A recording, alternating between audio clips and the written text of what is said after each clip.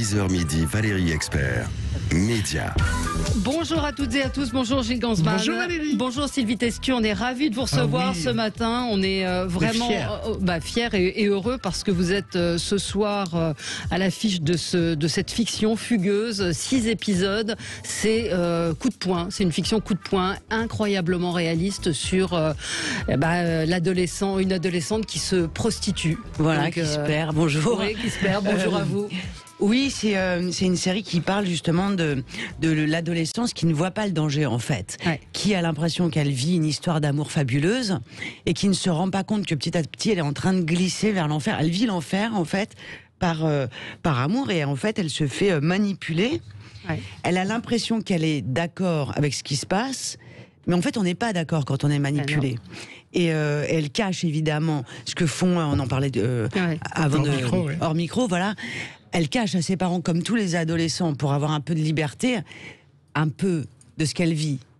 Mais en fait, ça, c'est un danger supplémentaire. C'est-à-dire qu'elle s'isole. Et les parents, donc moi, je joue la maman, on ne peut pas imaginer ce qui se passe dans le secret d'un adolescent qui souffre.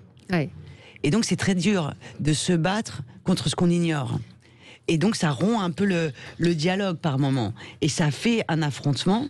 Et le père et la mère s'affrontent. Enfin, ça détruit une famille, quoi. Ça détruit une famille. Et ça se passe dans une famille où tout va bien, où il y a un père, une mère, des enfants. Enfin, je dis pas que c'est parce qu'il y a un père et une mère que ça se passe bien. Je crois que personne n'est jamais candidat au malheur, en fait. Non, bien sûr. Je crois que les familles, même, on va dire des familles qui sont moins en place que celle qui est racontée dans la fiction, on ne peut pas imaginer une chose pareille. On ne peut pas se dire que quelqu'un vole l'enfance. C'est-à-dire qu'on ne peut pas se dire, oh, il y a un type qui va foutre ma fille sur le trottoir, et pire que ça, il va y avoir un client.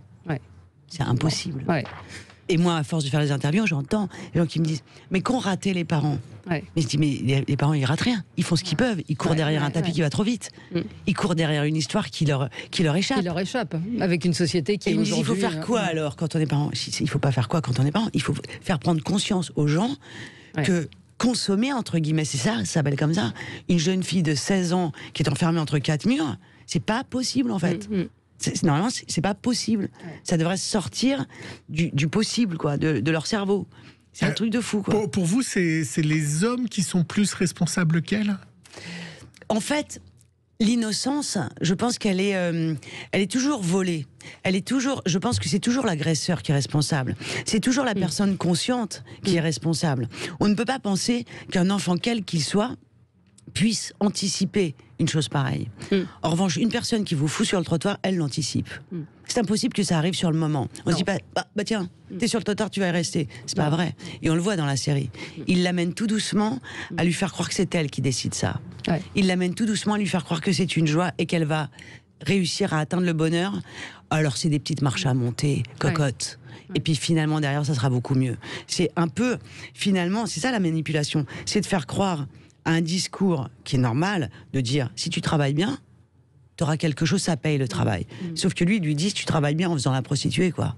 Donc elle entend le discours, mais elle n'entend pas le fond de l'histoire. Et elle est jeune. On ne peut pas. L'esprit de synthèse, on le sait, vient avec la maturité, n'est-ce pas? Et à 16 ans. Oui, et c'est un... Je trouve même pas les mots, parce que moi j'ai regardé les épisodes un après l'autre, tellement c'était oppressant. Enfin, je veux pas il faut le regarder. Hein.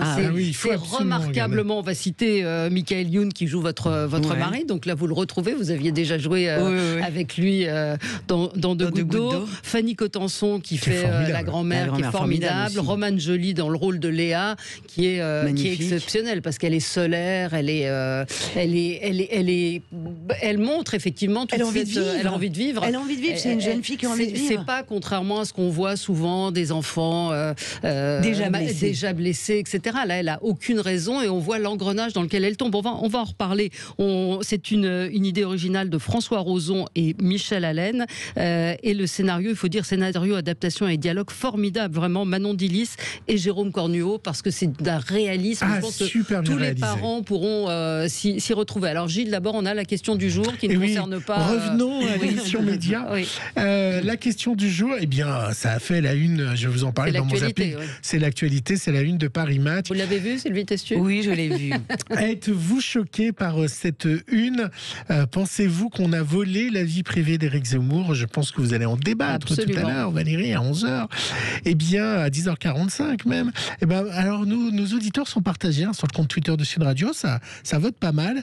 C'est oui à 52%, non à 48%. Les gens sont un peu partagés par rapport à cette une qui fait beaucoup parler. Vous avez déjà été victime de paparazzi?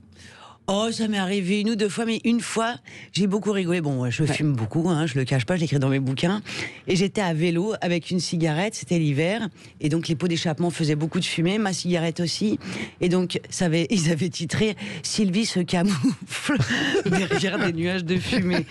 C'était super drôle, j'ai dit, ils sont malins. Ils sont malins. Oui, puis enceinte, des trucs comme ça, bon... Rien de méchant, jamais. Rien de méchant. Non. Vous êtes plutôt discrète, effectivement. Oui, puis je fais pas trop de conneries, en fait. Voilà, c'est ça. C'est que après, on se fait prendre. Oui, voilà. Enfin, non qu'il fasse une connerie. Il est dans l'eau, il est en train de. Mais il n'est pas avec sa femme. Voilà, c'est ça. Alors, Gilles, on passe au zapping. Oui. Sud Radio 10h midi Média, l'instant zapping. Eh bien Valérie, c'est la une qui fait la une des médias qui n'en ratent pas une dès qu'il s'agit d'Éric Zemmour. La une qui questionne paparazzade ou complicité du polémiste à des fins électorales. Eh bien hier, dans C'est à vous, la journaliste Émilie Lanès, qui a signé le papier, a joué un peu à l'innocente. Ouais, peut-être, je sais pas. J'ai enquêté plusieurs semaines sur ce personnage très intriguant, cette directrice de campagne dont tout le monde parle et que personne ne voit. Et le choix des photos n'illustre pas réellement les activités d'un duo professionnel, mais plutôt d'un couple qui profite d'un bain de mer avec une proximité. Enfin, l'ambiguïté, le choix des photos. Oui, c'est une ambiguïté... Assumée ? Non, c'est une ambiguïté que vous soulignez, je ne sais pas si elle existe. Il se trouve que ce week-end, Éric Zemmour invite 63 médias. Et c'est le lancement de sa pré-campagne, officiellement la promotion de son livre. Sur une plage publique, pendant un week-end médiatique, un personnage public et sa conseillère choisissent d'aller se baigner. C'est leur choix. En tout cas, elle lui coûte pas cher sa campagne, Éric Zemmour. Ça, on peut pas dire qu'il y a eu beaucoup d'investissements. Les médias le font pour lui. Son ami de longue date, Éric Nolot, était également dans Touche pas à mon poste. Il s'est mis en colère. En effet, chez Cyril Hanouna, il était face au paparazzi Sébastien Vadiedo et qui se réjouissait du travail de son collègue. Ça n'a pas plu à Éric Nolot.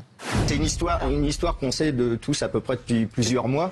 D'accord. C'est évident que ça allait sortir. Jeter en pâture une femme à l'opinion publique. Il y a des proches. Zemmour a une famille. Zemmour a des enfants. Ouais. Évidemment, vous vous en foutez. Derrière ça, il y a une manœuvre politique. Et quand vous venez avec votre petit sourire en coin... Mais c'est pas lui qui l'a fait. Mais non, mais justifier ce que vous avez fait par le passé et justifier cette une, justifier ces mœurs de vautours, moi je vous dis, vous me soulevez le cœur. Cette une me soulève le cœur, vous me soulevez le cœur. Et puis, si Joe Biden, vous savez, il commence à se réconcilier avec Emmanuel Macron, ils se sont parlé, ils vont se voir. De son côté, Boris Johnson, le ministre anglais, le Premier ministre, est beaucoup moins diplomatique. Alors, vous connaissez l'expression « give me a break ». Ça veut dire « tu me laisses tranquille, fous-moi la paix ». Eh ben, il l'a dit par rapport aux Français. For some of our dearest friends around the world to, prenez un grip about all this, and donnez-moi un break. On peut le réécouter-le en français. Donnez-moi un break. Ah ouais. Donnez-moi un break. Bon, foutez-moi la paix. Hier, la comédienne Laila Bekti était également dans C'est à vous. Alors, elle a reçu, comme vous, le César du meilleur espoir. Et elle se souvenait de la soirée qu'elle a passée avec son trophée. Vous allez voir, c'est assez étonnant. Et ce soir-là, juste après la cérémonie, vous montez dans la voiture, direction le Fouquet's pour le dîner d'après César. Et vous demandez au chauffeur, attends, on va faire un détour par le 17e arrondissement. Ouais, j'avais toutes mes amies d'enfance qui avaient regardé la cérémonie à la maison. C'est des filles que je connais depuis l'âge de 9 ans. Et je me disais, mais en fait, c'est avec elles que j'ai envie de partager tout ça. Et c'était magnifique, elles sont descendues en pyjama dans la rue. Et c'est merveilleux de partager le caviar avec les gens qui ont mangé les patates avec toi. C'est encore plus savoureux, quoi. Et vous, ça s'est passé comment après? Eh ben, moi, je l'ai écrit dans un livre. Oui, vous l'avez raconté. Oui, je l'ai fini ma soirée des Césars avec la gardienne de mon immeuble, qui s'appelait Maggie. Et puis, je me retrouvais toute seule, en fait. Parce qu'il y a tout ce monde, il y a le Fouquet. Enfin bon, j'ai fait entrer, quand on est espoir, tout le monde ne vous connaît pas vraiment, on vous a pas encore vraiment identifié. Donc j'ai passé le César de pote en pote, comme ça ils sont tous entrés au Fouquet, tout le monde avait le César. Et ensuite, la pression redescendant, je suis rentrée chez moi et j'ai passé ma soirée avec la gardienne, qui est arrivée avec son sac, son truc en osier avec une bouteille de vin rouge. Et j'ai passé une super soirée. Bah, très bien. Et pour le deuxième, pour meilleure actrice, Stupeur et Tremblement, ça a été... meilleure actrice, il y a du galon déjà. Alors, il y a des gens qui il y a déjà un peu plus de... Là, c'est déjà pas pareil. Là. Donc là déjà, c'était un peu plus installé. C'est déjà Et je rappelle que vous écrivez remarquablement bien. Moi, je me souviens d'avoir lu C'est le métier qui rentre, qui était le dernier. Qui est, vous avez écrit quoi, 4 livres, 5 Gamine aussi. Il y en aura un autre bientôt? Oui, je suis très à la bourre. Je sais, j'en ai bien conscience. Il s'appelle Cocotte Minus. C'est justement sur l'enfance. Et Gamine, dans tous les bouquins, il y a dans un tous peu les d'enfance. enfants, dans tous les livres, il y a quelque chose. Et on va rester pour ce dernier son du zapping. Écoutez bien, ça va vous faire froid dans le dos, Sylvie. De la fiction à la réalité sordide. Si Fugueuse parle de la prostitution des adolescents, hier à Marseille, cette histoire de ce policier qui appartient à la brigade des mineurs et qui s'est révélé être pédophile, le verre était dans la pomme.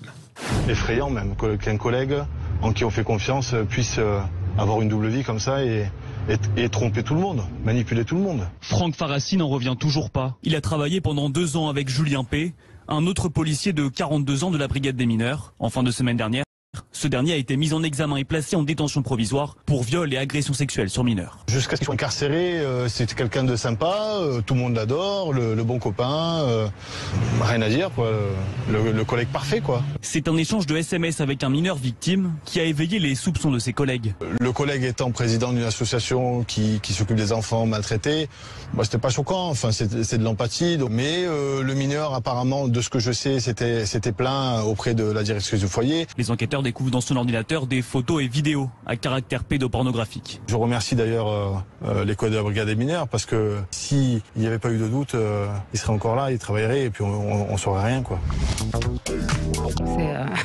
Oh je pense qu'on est arrivé au bout d'un truc. Non, il y en a encore derrière. Il y en a encore derrière. Glaçant comme histoire. Quelle horreur. Monstrueux. Ce soir, Fugueuse, donc sur TF1, premier et deuxième épisode. Il y aura 3 semaines à suivre de cette fiction extrêmement dure, très réaliste et dans laquelle vous jouez la maman de cette jeune Léa. Le papa, c'est Michael Youn et on voit à quel point ces deux parents se défendent, essayent de protéger leur fille, quoi. Parce qu'ils ne comprennent pas, parce que ce sont les mensonges qui en fait aussi font que ils sont pas du tout, ils sont pas raccord avec elle. Mais c'est inimaginable pour eux. C'est inimaginable. On pense qu'on connaît son enfant très bien, et quand subitement on se rend compte qu'on ne le connaît pas, on n'en fait plus le contour. Déjà c'est difficile, mais quand derrière il y a en plus une catastrophe de cette envergure, c'est impossible à imaginer. Alors, il y a un petit point qu'on va voir dès ce soir, dès les 20 premières minutes, où c'est une décision qui va faire que les choses peuvent basculer, un refus d'une sortie. Et moi, ce qui est intéressant, c'est que dans un couple, la maman est pour la sortie, le papa est contre. C'est souvent le papa qui gagne contre la maman. Oh, ça dépend. Je pense que dans les couples, quand ils sont un peu équilibrés, comme ce que montre la série, c'est chacun son tour quelque part. Quand un permet, l'autre, il y a un côté de good cop. Et en fait, c'est comme ça que se crée l'équilibre. Et dans la série, d'ailleurs, ça se voit petit à petit. Les rôles s'inversent. Au départ, la mère est beaucoup plus dans le dialogue, beaucoup plus. Et puis subitement, elle veut remettre des règles. Oui, parce qu'elle s'aperçoit de la prostitution et d'un seul coup, c'est un choc pour elle. Voilà. Alors elle s'y attendait pas. Non. Alors que lui, en fait, se retrouve sidéré et perd en fait son autorité, quoi. Il essaye de dialoguer alors que c'est plus possible. Elle est déjà passée de l'autre côté. Je crois que dans la relation parent-enfant, je crois que chaque fois qu'on prend une décision, quand on fait un peu preuve d'intelligence et puis de cœur, voilà, on prend une décision, on la remet en question parfois. C'est compliqué, c'est quand même un dialogue, l'éducation. On ne peut pas éduquer un enfant et prendre toutes les décisions. Il est là, il réagit avec ce qu'on dit. Donc, On peut se perdre. Comment vous avez abordé le rôle quand on vous a proposé le scénario c'était une évidence pour vous d'accepter ce rôle-là? Ah bah oui, c'est-à-dire que, évidemment, moi j'ai 2 enfants, j'ai un garçon de 16 ans et demi, une petite fille de 10 ans et demi. Je me suis dit, je croisais les doigts, je me disais, pourvu que ça marche jamais. Est-ce que je le verrai? Non, évidemment que non. Vous y avez pensé ou pas déjà? Parce qu'on parle des filles, mais il y a aussi les garçons. Mais on peut pas penser à un truc comme ça. Non. J'ai eu peur qu'il se casse la figure à vélo, j'ai eu peur que, je sais pas, qu'il y ait une bagarre dans la rue. Des trucs, entre guillemets, normaux qui font déjà pas plaisir. Mais un truc comme ça, en le lisant, je me disais, ah non, ah mais non. Ah mais non. Et je ne pouvais pas m'arrêter. C'est ce que je me dis. Je me dis, c'est dur pour les spectateurs. Parce qu'en fait, 2 épisodes, il faut attendre une semaine. Voilà. Mais en même temps, c'est bien aussi parce que c'est extrêmement fort. Moi, j'ai rarement été touchée par une fiction comme ça, dans le sens où c'est extrêmement réaliste. Il n'y a pas de caricature. On est vraiment avec des dialogues d'une justesse folle. Mais c'est surtout, on se dit, ça va aller jusqu'où? Ouais, c'est ça. Jusqu'où ça va aller? Ça entraîne qui jusqu'où? Parce que ça entraîne elle, son frère, enfin sa sœur, les parents, toute la famille, la grand-mère qui culpabilise à mort. Bien sûr. C'est terrible. Et Romane Joliet, elle a quel âge en vrai? Je n'ai pas regardé. Je lui ai même pas réellement posé la question. Elle est un tout petit peu plus âgée, mais c'est une très jeune fille. Et c'était sa première fois. Elle est surdouée, elle est formidable. Elle joue formidablement bien et elle incarne très bien. Elle a une beauté sans nom en plus qui gâche rien. Absolument. Et les 2 méchants aussi jouent bien. Willy Cartier dans le rôle de Nico est aussi dingue. Oui, parce que en plus il la manipule avec beaucoup de douceur. C'est terrible, c'est ce qu'il y a de pire. Et c'est vrai qu'en le voyant, en voyant la série, je me suis dit, mais c'est tellement bien fait. Oui, c'est tellement bien fait. Parce que enfin bon, non, on va pas spoiler, mais c'est vrai que elle y va petit à petit et elle ne comprend pas. C'est surtout qu'il la laisse décider, il la laisse faire. C'est terrible. Et puis le côté aussi, il y a la psychologie de l'ado qui est très bien vue, où elle se sent adulte, où elle se sent libre, où on la considère comme une adulte et elle ne voit absolument pas le mal et elle ne comprend pas. Donc c'est très compliqué. Je pense que pour des parents, la vie secrète, la vie cachée de vos adolescents, ça raconte aussi ça. Mais effectivement, comment faire, comment prévenir, comment... oui. C'est ça. Déjà, quand on est parent, on prévient beaucoup de choses. On dit, boss, fais ça, fais attention à ci, fais attention à ça. Mais on ne peut pas, comme l'info que vous venez de donner, quoi. On peut pas dire d'un coup, si jamais tu vas voir le policier, méfie-toi. Un policier, méfie-toi. Il va t'envoyer des SMS pour te draguer. Non, mais c'est une blague, quoi. En faisant semblant de te rassurer, en fait. Viens prendre un verre. En fait, c'est un piège. On peut pas tout prévoir à l'avance, appréhender... C'est super. Alors quand on tourne une série avec un sujet très lourd, comment c'est sur le plateau avec Michael Youn? On fait des blagues, on rigole? C'est obligatoire. C'est obligatoire. Plus c'est dur, plus c'est triste et plus faut rigoler. Parce que quand c'est pesant, en fait, ça se délaie le sentiment. Moi, j'avais fait un film qui s'appelait Les blessures assassines, qui n'était pas du tout un film pour lequel vous avez eu Espoir, voilà. Espoir. Et le réalisateur me faisait hurler de rire juste avant qu'on tourne, parce que sinon on entrait dans un truc glauque. Et là, c'est pareil. Nous, on rigolait, et boum, action. Et ça recentre, en fait. Ça enlève le pathos. Le pathos, ça enlève le truc où on se roule dans nos propres sentiments. Et ça, c'est ce qu'il y a de pire. C'est un danger pour un acteur. D'être trop concentré avant, vous voyez. Vous avez bien pleuré avant que la caméra, elle tourne. Et après, ça fait des trucs, des rivières. Vous voyez ce que je veux dire ? Et vous tournez beaucoup pour la télévision. Alors, il y a eu le Covid. C'est vrai que le cinéma était un petit peu à l'arrêt. Ça change quoi pour vous ? Rien du tout. C'est des beaux rôles aussi, à chaque fois. C'est surtout qu'en ce moment, la télévision, elle prend beaucoup de risques, quand même. Et elle y va. Le cinéma, effectivement, comme l'économie en ce moment, c'est plus compliqué, ils prennent moins de risques, n'est-ce pas ? C'est ce qu'on comprend. Donc pour nous, acteurs, on reçoit des scénars qui sont parfois meilleurs qu'au cinéma. Ça vous attriste ? Parce que j'aime bien voir les deux de façon équivalente, mais et puis j'aimerais que le cinéma marche bien surtout. Parce que ça me plaît, moi j'aime aller au cinéma, j'aime voir des comédies, mais aussi des drames. Et c'est vrai que l'offre est moins large en ce moment, on peut dire ça comme ça. Vous regardez beaucoup les plateformes, les docs, les fictions. Normalement, oui. Là, je viens de déménager pas de box, mais donc je fais un break. Mais oui, Orange, si tu nous écoutes, Sylvie Testu vous cherche à avoir sa box. Voilà. Mais vous regardez quoi? Vous conseillez une série? Qu'est-ce que vous avez aimé récemment? Dans les séries, alors moi j'aime pas mal ce qui est documentaire et tout ça, mais j'ai vu cette série. Alors moi, j'adore Fauda, par exemple. Ah ouais, moi aussi. Ça m'a rendu dingue cette série. Mais j'ai vu, j'oublie le titre, sur cette jeune joueuse d'échecs. Ah oui, bien sûr. J'ai adoré. Oui. Incroyable. Incroyable. J'ai dit, une jeune fille qui joue aux échecs. Bon, j'ai pas pu me décoller. C'est assez fort, hein. J'ai pas pu me décoller. Et dans ce cas-là, est-ce que vous êtes binge drinking, c'est-à-dire binge watching, c'est-à-dire vous les enchaînez jusqu'à 2h du matin Et après, je me dis, il est 3h du mat. Demain, je me lève tôt, mais je suis débile. Mais c'est dur de s'arrêter. Mais vous regardez quand même, vous êtes pris dans. Ouais. Et alors, vous avez des petits gâteaux, du café, du chocolat, on grignote. Faut pas le dire. J'ai du tout. Là, vous et le prochain tournage. Eh ben c'est le mien. Je vais réaliser un film. Une fiction. Pour la télé. Oui, pour la télé, pour France 2, ouais. Et donc je suis en prépa, je cherche les acteurs. J'en ai déjà 2, je peux les dire. Oui, allez-y. Michael Youn. Bah voilà. Et Gérard Lanvin. C'est une vraie histoire entre vous avec Michael Youn. Enfin, vous êtes. On a mis depuis très longtemps. Ouais. Et puis je trouve que c'est un acteur formidable. Il est formidable, vraiment. Et puis je trouve qu'il devient de mieux en mieux. Ouais. Donc évidemment, je vais pas rater ça. Maintenant qu'il est encore mieux qu'avant. Bah oui, il faut le. Voilà. Et Gwendoline Amon. Ah, très bien aussi. Donc voilà, je suis très contente. Eh ben super. Ce soir, donc c'est Fugueuse. Il y a un documentaire après prostitution, ado en danger, qui est aussi assez fort, qui suivra les 2 premiers épisodes. Mais vraiment, on vous le conseille en toute sincérité. Il y a de la concurrence. Hein, vous avez vu qu'il y avait le débat entre Zemmour et Jean-Luc Mélenchon sur BFM en face. Ah oui, mais ça fera la couve d'un autre magazine. Voilà, mais oui, après. Je pense que c'est pas le même public. Non, c'est pas le même public. Allez-y, regardez ça, vous regarderez en replay le débat. Je pense que ceux qui regarderont le débat voudront regarder la série en replay quand même. Oui.